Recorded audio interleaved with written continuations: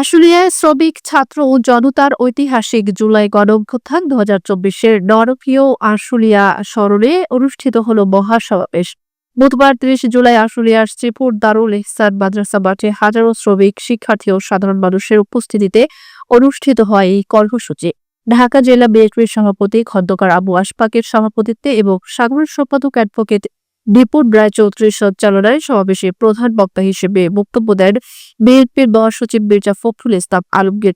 বিশেষ অতিথি হিসেবে বক্তব্য দেন দলের চেয়ারপারসনের উপদেষ্টা আমারুল্লাহ আওয়াজ, যুগ্ম মহাসচিব শহীদ উদ্দিন চৌধুরী অ্যানি, প্রচার সম্পাদক সুলতান সালাউদ্দিন টুকু, স্থায়ী কমিটির সদস্য গায়েশ্বর চন্দ্র রায়, গণশিক্ষা বিষয়ক সম্পাদক অধ্যাপক ডক্টর মুর্শিদ হোসেন খান এবং সহ পরিবার কল্যাণ সম্পাদক ডাক্তার সালাউদ্দিন বাবু।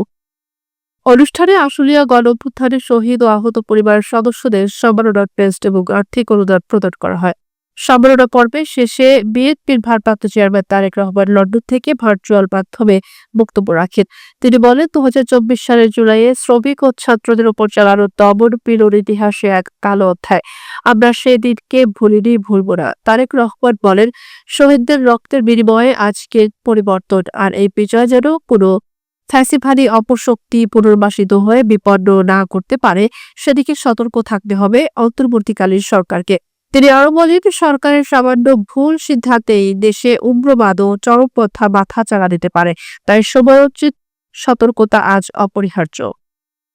প্রিয় উপস্থিতিবৃন্দ, ফ্যাসিবাদী বিরোধী জুলাই গণঅভ্যুত্থানের সময় দেশের অন্যতম শিল্প কারখানা নির্ভর সাভার আশুলিয়া এলাকায় শহীদ পরিবারের স্বজন এবং আহতরা যে বক্তব্য দিয়েছেন, আমি আমার বক্তব্যে তাদের বক্তব্যগুলোকে প্রাধান্য দিয়ে কয়েকটি কথা আপনাদের সামনে তুলে ধরতে চাই।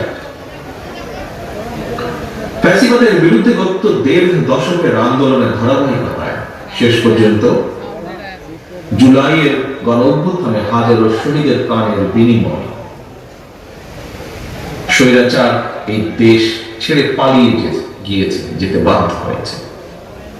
জুলাইয়ের গণঅভ্যুত্থানের সবচেয়ে বেশি সংখ্যক শহীদ হয়েছেন কিন্তু শ্রমজীবী মানুষ।